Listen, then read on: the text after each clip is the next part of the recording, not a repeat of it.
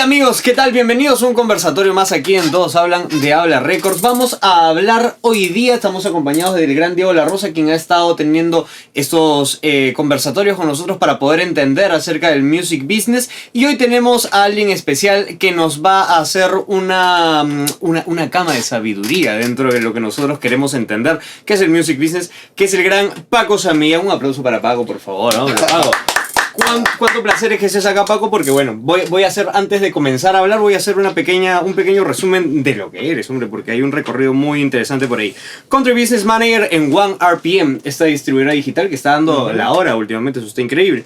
25 años en el music business, trabajó en Sony Music y ha sido exdirector de distribución de Unimbro. O sea que ha estado metido totalmente en el music business por esos 25 años.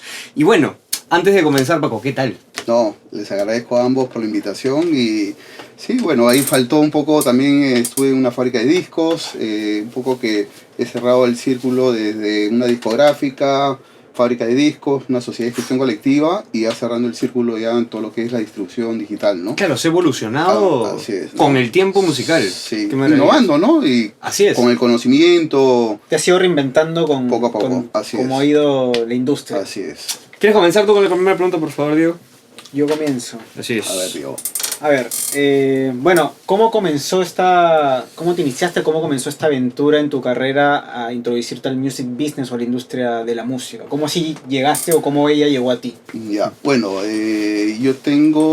soy profesional en administración de negocios internacionales, básicamente exportación e importación. Trabajé algunos años en la industria minera, no metálica, y a través de ese perfil que tenía de comercio exterior y sobre todo de sistemas, a través de una persona en contacto que era mi ex jefa, una contadora ahí en la empresa, me invitó a pertenecer a esta multinacional, pues Sony Music, ¿no? Recuerdo la primera reunión de marketing que tuve, ¿no? Pues habían artistas que nunca los había escuchado, ¿no? Pero que eran importantes de repente en la industria mundial. Entonces poco a poco me interesó, comencé ahí como un coordinador de operaciones y terminé más o menos, estuve desde el año 96 hasta el 2003 siendo el gerente de operaciones, ¿no? De la multinacional. Y a raíz de eso, bueno, lamentablemente cesó operaciones Sony por la piratería. Como todos sabemos, pues el mercado peruano está invadido de piratería. Y salté un poco a ver otros rubros de la música, que no necesariamente era un sello discográfico, pero para crear contenidos en una fábrica de discos, ¿no? Que se llamaba TDB. Ahí creamos una división TDB Media para un poco solicitar las licencias exclusivas para editar discos, ¿no? O sea, no tanto que el artista prepare los contenidos, sino nosotros invitándolos a cada uno de los artistas de los distintos géneros. Bueno, teníamos un estudio de grabación, teníamos un equipo de diseño gráfico, entonces teníamos todos los elementos para poder ayudar también a los artistas a crecer y a editar sus discos, ¿no? En el formato CD, ¿no? El equipo que se necesitaba para poder hacer las cosas a un nivel profesional. Así es. Lo que pasa es que ya la fábrica ya daba un servicio de fabricación, ¿no? La fabricación, pues, a través de un plástico de polietileno, que es un pallet, se hacía a través de una inyección la fabricación del disco, ¿no? Claro. Pero yo sí daba un servicio no tanto de fabricación, sino de licenciar contenidos para sacar probablemente compilados. Yo recuerdo mi primer proyecto fue Rock Perú 2005, ¿no? Que era un volumen, 5 volúmenes dobles, con más de 150 canciones, ¿no? De los géneros, pues, pop, punk, alternativo, rock, ¿no? De varios géneros musicales. ¿No? O sea, sacamos un box, recuerdo, inclusive por la compra del box te regalaban un polo, como parte del grupo textil de TDB pertenecía a un grupo textilero, salían con un polo de regalo con la marca de Rock Perú 2005, me acuerdo. 2005, ¿no? 2005. Ese fue uno de los primeros productos que saqué. Y de ahí, bueno, hubo un sinnúmero de de proyectos. Perfecto, y para ubicarnos ahí justamente que hablamos del 2005, eran tiempos en los que la distribución digital todavía era algo que no se pensaba. No, todavía. ¿Cómo veías la industria musical en esos entonces en este país? Bueno, era bastante dura, ¿no? También veníamos de una recesión de los años 90, existían en esas épocas pues, sellos discográficos como Producciones Yemsa, Sonoradio, estaba Infopesa y algunas otras, ¿no? Digamos que es lo que se llama ahorita los sellos discográficos independientes. ¿Se les podría llamar así en esa época? Sí, eran sellos discográficos locales, más que nada, más que independientes. Bueno, tenían varios artistas que eran independientes nacionales, ¿no? Ok. Y a raíz de eso, yo veía que las productoras no apostaban por artistas, siempre querían un producto ya terminado probablemente. También grabar pues un disco era a través de carrete, Claro, ya claro. con la onda digital, tú Costaba. podías grabar en tu casa, mandarlo a mezclar, masterizar a otro país probablemente y sacar un producto a uno, ¿no? Entonces no existía pues, nada de lo digital todavía, del streaming, del formato, ¿no? Eso, el streaming creo que nace a partir de, o entra acá a Latinoamérica a partir del 2013, 2014, ¿no? Ok. Aprox. Claro, claro, claro.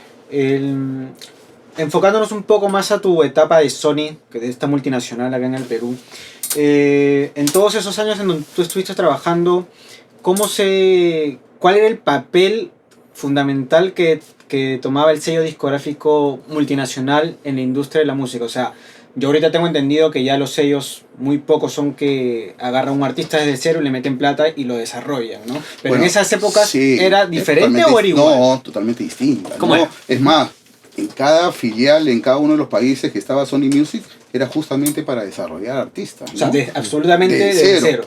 Yo recuerdo que el equipo de marketing y promoción, el caso de Oaxaca, por ejemplo, lo iban a buscar a los Pois. No, ¿de verdad? Claro, Entonces, claro. ok. Y tenía pues aceptación del público, ¿no? Entonces Ya. teníamos nuestro equipo de marketing y promoción que iba a los distintos eventos a ver artistas, ¿no? O sea, se tomaban ese trabajo Claro. De scouting. claro, de hormiga, Claro, de ir ahí exacto. a buscar. Entonces, en el caso de Oaxaca, bueno, se preparó el proyecto, se preparó también un equipo de baile para hacer todos los bailes de cada una de las canciones que tenía Oaxaca, ¿no? Algunas eran composiciones propias, algunas también teníamos, en Sony también había un equipo a nivel regional de compositores. Entonces, a través de eso, ¿no?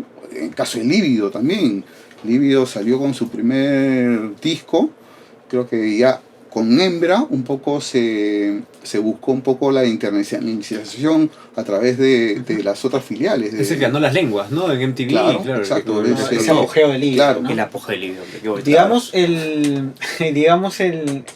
los años en los que tú trabajaste ahí, dentro del catálogo de Sony, como Sony Perú, ¿qué artistas peruanos estaban dentro del catálogo firmados con Sony? En la primera etapa habían pues artistas, estaba Pedro Suárez Vértiz, pero Pedro Suárez Vértiz Solista, no Arena Hash. estaba, claro, empezó como Arena Hash, Ya. pero había sido Arena Hash firmado por Sony Discos. Ya. Entonces, al tener ya filial acá en el Perú, Sony pidió la transferencia del Automáticamente. artista. Luego con el disco Póntenlo en la Lengua también. Firmó como Sony Discos, pero el último terminó siendo Sony Perú, ¿no? Y a partir de ahí ya sacamos varios discos de Y generación. después creo que él todos- pasó a Sony Latin, creo, ¿no? Con el tiempo. No, pues Sony Discos era Sony Latin. Lo que Ya. ahora es Sony Latin, antes era Sony Discos. Ya, ok. Que la filial era en Miami. Miami, ¿no?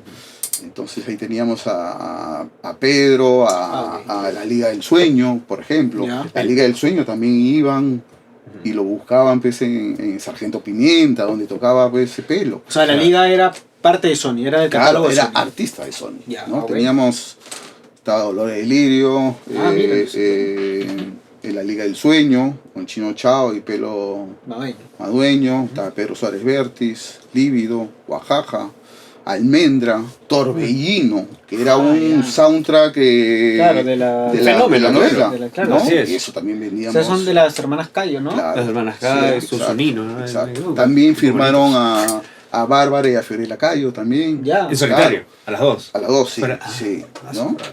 Y de ahí algunos otros artistas. De ahí vino una etapa de licencias. ¿no? De tratar de posicionar el CD o la producción local a un precio más accesible, ¿no? Yo recuerdo pues que un disco internacional, no sé, pues Led Zeppelin, Incubus, no sé, qué sé yo, ¿no? Estaban alrededor entre los 17 y 22 dólares, que en esa época Sony vendía entre 3 a 5 millones de dólares mensuales en discos, en cassettes, ¿no? Poco a poco con la piratería pues hubo bajando, ¿no? Claro. Pero esos eran los artistas. Y hubo una etapa casi final donde el equipo también de marketing y promoción comenzó a licenciar artistas locales de rock, tuvo TK como licencia, y al último se trabajó y se pasó como un artista también prioritario, porque comenzamos a vender bastante discos de TK, ¿no? Con Emilio, con Diego. Claro, que fue una etapa buena para ellos también, ¿no? Claro. Sí, claro. ¿Y cómo fueron estos tiempos en los que la piratería estaba atacando duro? ¿Cuáles eran las maneras? ¿Qué pasaba ahí dentro de la cabeza de Sony? Porque debe haber sido complicado. No sé. Mira, Sony Perú entra en el año 96. Cada año teníamos nosotros crecimiento. Cada año. Recuerdo a partir de... Es más, cuando lanzamos el disco de Titanic, el soundtrack de Titanic, también llegamos a metas por la venta de ese producto, ¿no? Pero poco a poco, a raíz de esos años, cada año bajaba más, ¿no? Caíamos, hubo reducción de personal, nos ajustábamos al tiempo, ¿no? A esos años. Y bueno, lamentablemente ya pues del 96 al 2003 la multinacional decidió cesar operaciones, no cerrar, sino cesar operaciones acá en el país, acá en el Perú, o sea, cierre de operaciones. ¿Eso significa que mantenían gente? No, se mantenía la empresa como activa. Como el nombre en... Sí, porque podía percibir pues derechos. Nosotros habíamos firmado el publishing a un grupo boliviano, se me fue el nombre, que recibíamos regalías por eso, porque una de las canciones había tenido mucho éxito en México, y recibíamos La Bomba, no se me fue, ahorita se me viene, y a raíz de eso pues percibían todavía ingresos Sony, ¿no? Bueno, lo manejaba una contadora, sí, ¿no? Pero no operaba, no importaba, no hacía un trabajo de marketing, ya no había un equipo, no había ningún equipo, ¿no? A partir del 2013 viene ya nuevamente Sony Perú. Es la segunda etapa. Claro, ¿no? La segunda etapa, con equipo, y hasta ahorita pues sigue Sony, ¿no? Así es. Hasta el momento, ¿no? Bueno, pasamos de Sony históricamente en tu historia, Paco. ¿Para dónde fue? Sony pasó a ¿qué es lo siguiente? Bueno, al cesar operaciones, entonces no había muchas opciones de la industria musical para empezar a buscar nuevos proyectos, ¿no? Claro. Entonces, uno de los directores de la fábrica de discos me convoca para hacer un proyecto justamente de crear contenido. No esperar a que el artista vaya y solicite el servicio, sino comenzar a crear contenidos. Y bueno, ahí estuve un pequeño lapso de 2 años y medio, y ahí sí ya me fui de largo a administrar derechos de propiedad intelectual, ahí un IMPRO, ¿no? Un IMPRO es una sociedad de gestión colectiva que básicamente administra derechos de comunicación pública, pero en base a los productores fonogramas, en base a los fonogramas producidos por los titulares, ¿no? Acá está Sony, Universal, Warner y un sinnúmero de titulares de derecho que son hoy en día los artistas, ¿no? Explícanos un poquito qué es, para la gente, para los nuevos artistas, qué es un productor fonográfico. Productor fonográfico es el que, por ejemplo, invierte en las grabaciones, le paga a los músicos, paga el estudio de grabación, ¿no? Probablemente contrate a un productor musical, ¿no? Al tener el máster, ya con ese máster ya te dedicas a hacer la promoción, a la distribución. Digamos que es el que tiene el billete. Es el productor ejecutivo. El productor ejecutivo. Exacto. Claro, claro. Muchos confunden el productor musical, sí, claro, con el fonográfico, el ejecutivo. Yo recuerdo... Es el dueño del máster. Es el dueño del máster, exactamente, ¿no? Yo a veces recibía productores musicales Oh, yo he producido este disco, sí, pero es un servicio que tú has dado como productor musical, pero no eres el dueño del máster, ¿no? Entonces, hoy en día el artista es su propio productor, ¿no? Entonces, no sé, pues, por ejemplo, para un caso, el Grupo 5 tenía producciones con Infopesa, sus primeras producciones, pero luego comenzó a producirse ellos mismos, ¿no? Como empresa. Entonces, ellos son artistas, son productores, en algunos casos autor. No Digamos que a ver, si yo soy un productor musical y también a la vez soy compositor y hago mi proyecto o no sé, compongo para una cantante y también la produzco, yo podría acercarme a un impro y podría inscribirme para que si estas canciones que yo le he hecho para este artista a futuro tienen... Como productor musical no, como productor ejecutivo, si tú eres compositor, claro, tienes el derecho de la obra, puedes contratar a un productor musical para que haga inclusive los arreglos, producirlo, y teniendo ya el máster terminado ya te podrías inscribir en este caso a la sociedad de gestión ¿Y qué colectiva de documentos productores. se pide un impro para que pueda uno como productor fonográfico pertenecer a esta sociedad hoy en día? Primero, bueno, es una solicitud simple, son una declaración jurada donde acreditas la titularidad en el caso de la obra. Okay. O sea, si tienes una obra, pides la autorización del autor, del intérprete, si es alguna otra persona, y tú como productor ejecutivo, ¿no? Y luego tienes que acreditar también la puesta a disposición de los fonogramas para la venta, ¿no? O sea, con fines comerciales. ¿Y qué importante te parece eso para la industria actual? Bueno, de repente los músicos tenemos cierto recelo por Updike, por todos estos escándalos que ha tenido.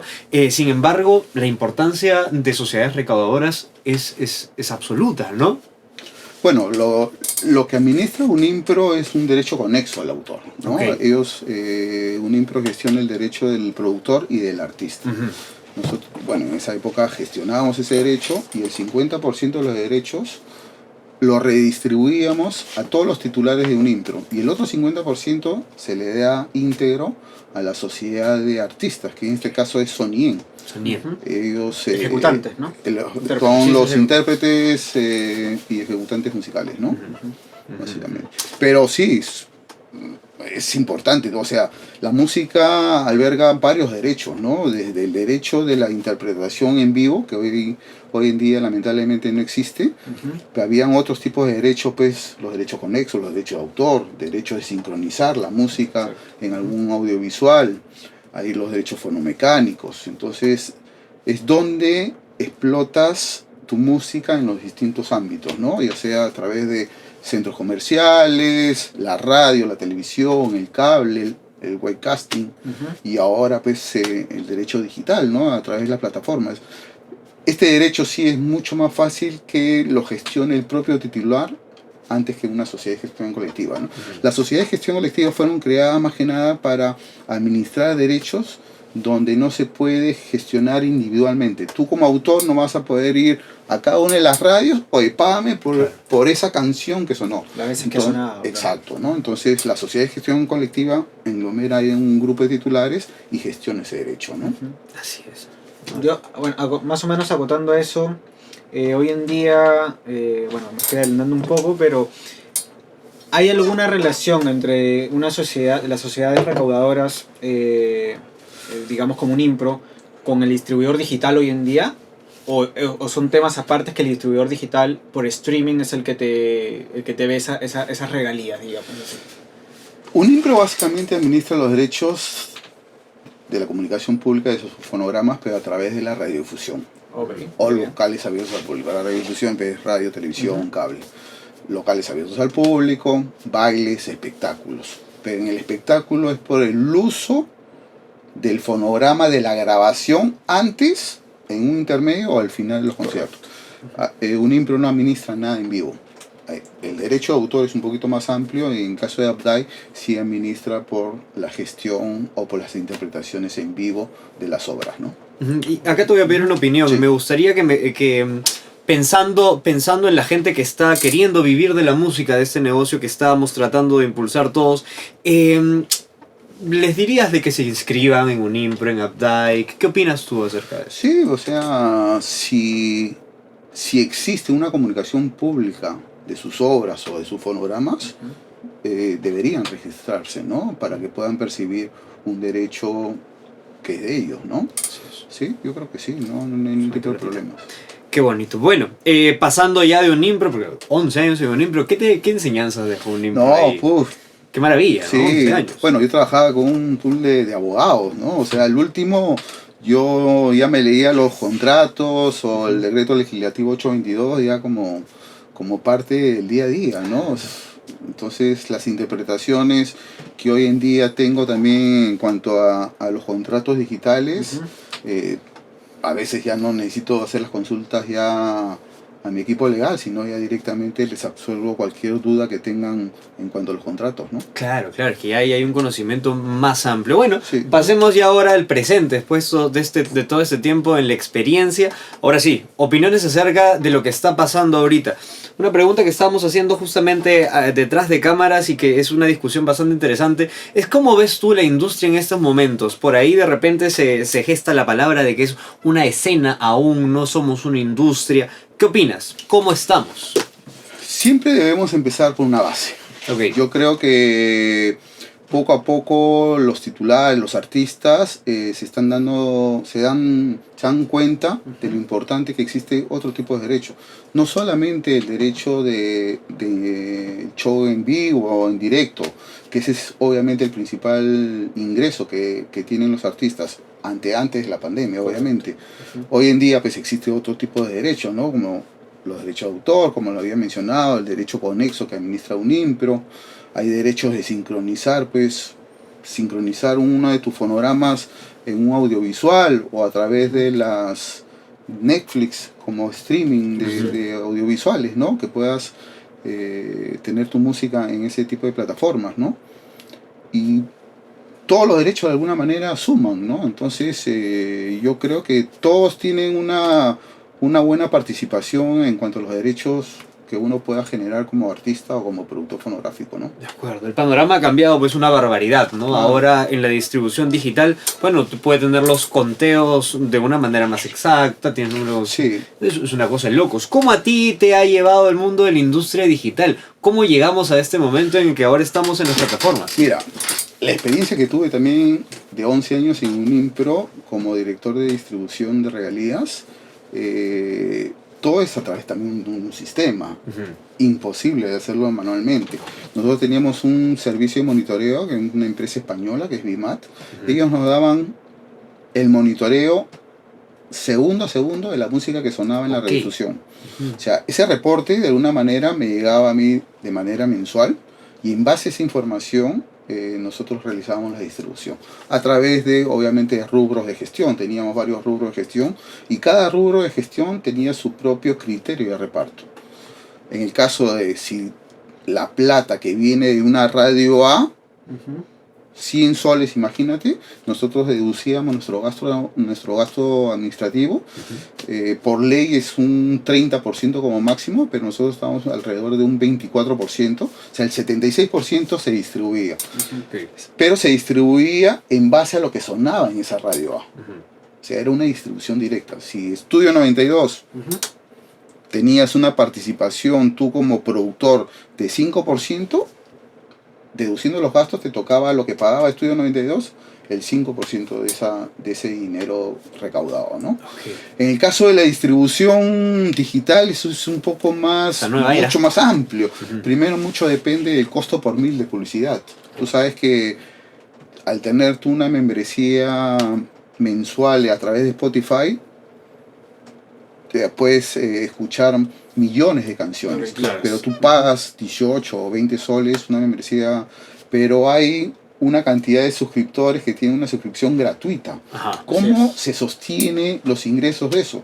A través de los anunciantes de publicidad. O sea, tú tienes cada 5 canciones te sale una publicidad. Entonces son ellos que pagan. Como YouTube ahora, ¿no? Que claro, te bombardean con la publicidad. Exacto, ¿no? Entonces, y realizar la distribución, pues todo es a través de los algoritmos y el sistema propio de OneRPM y de los otros operadores, ¿no? Depende de qué país te escuchan. Depende después de qué tipo de membresía tienes, los anunciantes, o sea, es bastante variable, ¿no? Claro, claro. Se encontró una manera efectiva también de darle la contra a la piratería, ¿no? Y hacer que los artistas perciban los ingresos que deberían, ¿no? Algunos se quejan acerca de los pagos que da Spotify, los pagos que da iTunes. ¿Cómo lo ves tú? Mira, la industria musical en el mundo por años decaía, Claro. ¿no? A partir de hace unos 4 años, recién tuvimos un crecimiento mundial del 2%.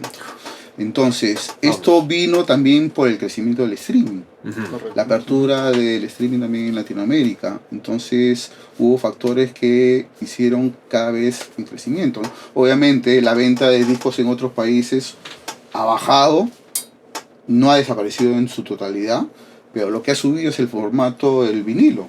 O sea, claro, esos son para coleccionistas, ¿no? Claro, Entonces, claro. obviamente editan una cantidad mínima entre 300 y 500 unidades por item. Hay un nicho en específico. Exacto, ¿no? Eso es para básicamente coleccionistas, ¿no? Es más, el vinilo a nivel mundial ha superado ya el disco físico, el CD. El CD, claro. Entonces, ¿no? Pero obviamente pues el streaming ahorita ha sido, no sé si ha sido un salvavidas para las discográficas o para los titulares de derecho con este tipo de tecnología que han tenido las distintas plataformas digitales y hoy en día pues los operadores digitales, ¿no? Porque necesitas una tecnología, ¿no? Y bueno, entremos ya pues a OneRPM, ¿no? La distribución Entremos a digital. OneRPM. Adelante, por favor, esas preguntas van a estar bonitas. Bueno, para empezar, ¿qué cargo tienes tú ahorita en OneRPM? Y eso va de la mano, ¿qué es OneRPM? Bueno, OneRPM yo tengo ya aproximadamente, voy a cumplir 2 años. Soy country manager de OneRPM, manejo todo el mercado peruano. Como te dije, tengo 2 años, ya tengo un equipo de marketing. Siempre tengo el apoyo también del equipo de Colombia, de marketing, de México y algunas cosas de copyright en Brasil, ¿no? Básicamente con esos 3 países la que tengo mayor interacción, ¿no? ¿Y qué es OneRPM? OneRPM es una empresa de tecnología de la música que le da las herramientas necesarias a los artistas para su crecimiento digital, ¿no? Básicamente. ¿Qué servicios brinda? Bueno, la propia distribución digital, que son a través de las distintas plataformas, que es Spotify, Deezer, iTunes, Google Play, Shazam, hay un sinnúmero de plataformas e incluye YouTube, ¿no? Básicamente. Y obviamente lo que un poco estamos fortaleciendo en OneRPM en los últimos años es el trabajo de marketing que se hace ya con los distintos artistas, ¿no?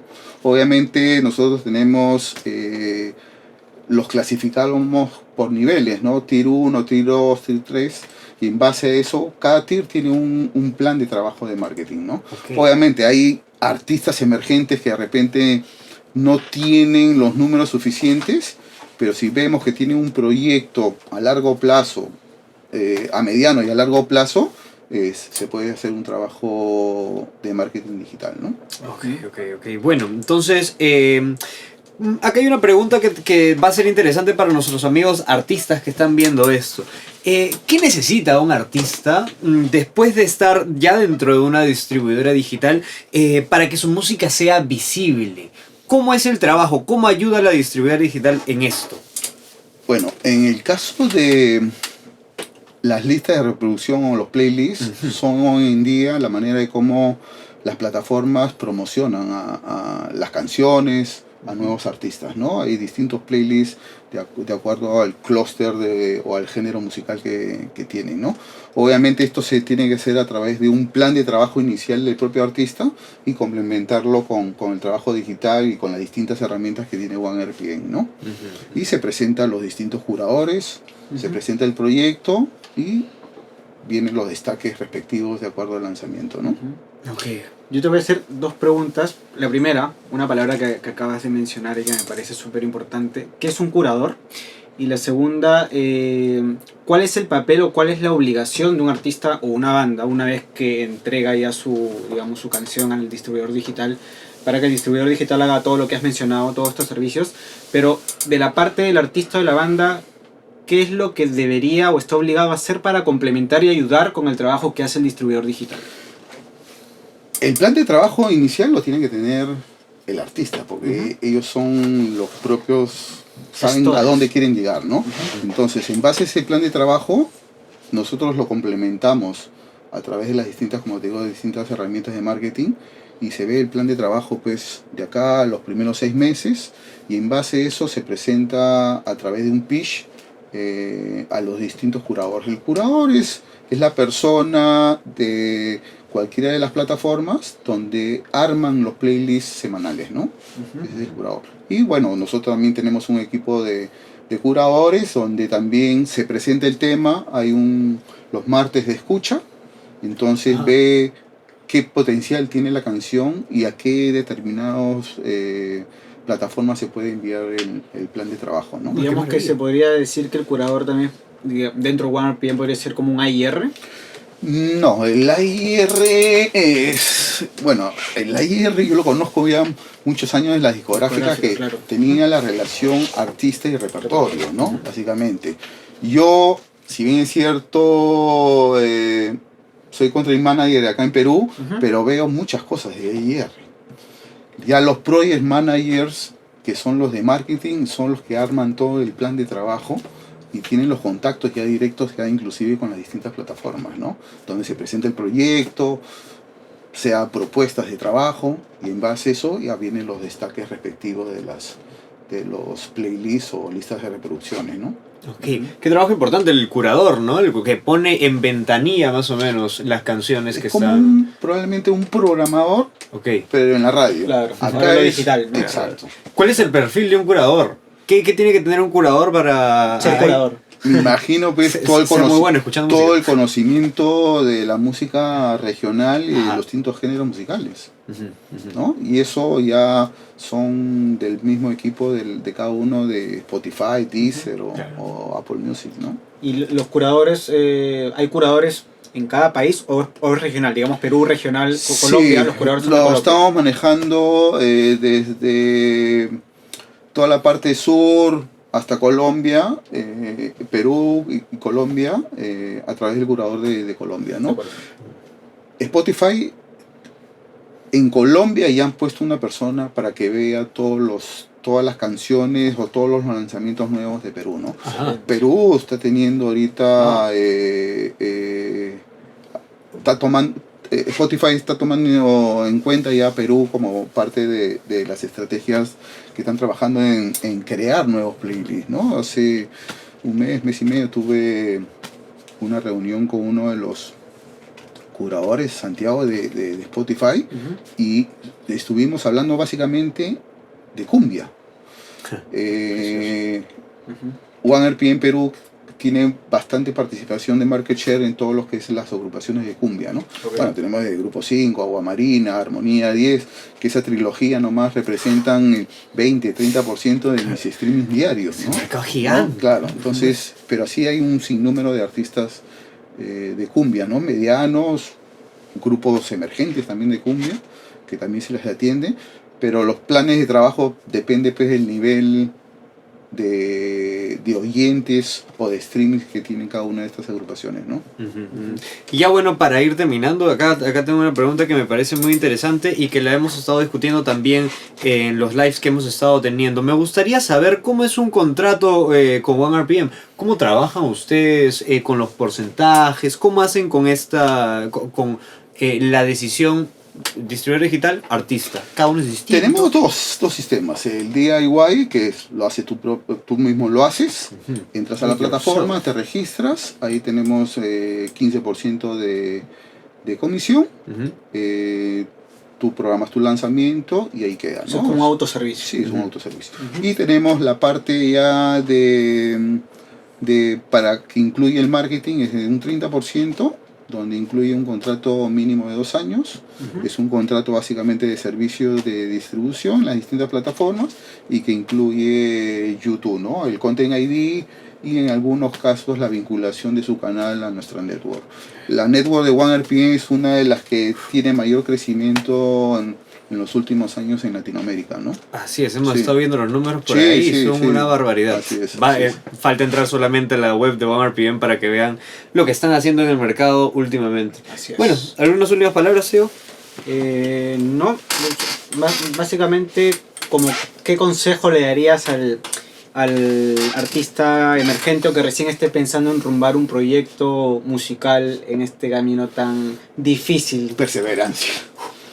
Bastante Y perseverancia, paciencia. tener una autogestión también, informarse Oh. de los distintos derechos. Hay bastantes información en las webs. Puede entrar en la web de Unimpro, inclusive, ahí está totalmente claro de todos los derechos, en Abdai. Hay editoras también que puedan dar servicios y a las distintas plataformas, operadores digitales que están en el mercado peruano, ¿no? Y en Latinoamérica, ¿no? ¿Eres una persona convencida de que el artista debería tener un equipo de trabajo? Sí, definitivamente, ¿no? El artista crea contenidos, se pone a componer, a producir y tener un equipo básicamente paralelo donde trabajen todos los asuntos de marketing, de posicionamiento, de crecimiento, de haber métricas sobre todo, ¿no? El artista lo que sabe hacer, ¿no? Producir, Componer, básicamente, ¿no? producir. Sí. Así es. Y bueno, con esas palabras pues se compone más o menos lo que debería ser una industria y ese es el camino, ¿no? Cada uno con su trabajo, haciéndolo bonito, tratando de lanzar, de sacar adelante un proyecto. Y con esto damos por terminado este conversatorio, Paco. Ha sido Muchas realmente gracias. un placer tenerte aquí para poder informarnos y poder abrir más el panorama. ¿Algunas últimas palabras que desea decirle a estos agradecerles amigos? la oportunidad para poder un poco expresar los pocos conocimientos que tengo No, en estos años y nada, cualquier consulta me pueden escribir a paco@onerpm.com para cualquier tipo de consultas, para trabajar la parte digital probablemente de sus próximos proyectos, ¿no? O sea, cualquier cosa que se pueden comunicar contigo para que Sí, les puedas claro. dar información Así sobre es, así todo lo es. que pueda ofrecer OneRPM. Qué maravilla, Súper. qué maravilla. Sí, sí. Paco, ha sido un placer. No, Muchísimas gracias les por agradezco estar a aquí. ambos por la invitación y que sigan los éxitos en su nuevo proyecto. Gracias. Así es, y así, a tratar de que esta industria siga mejorando, muchachos, a informarnos y mantener la cabeza consciente de que tenemos que tener un grupo de trabajo, tenemos que lograr que las cosas estén lo más ordenadas para poder salir Mucha adelante. perseverancia y paciencia. ¿no? Sí, Perseverancia. así es. Ha sido un placer. Hasta la próxima. Gracias.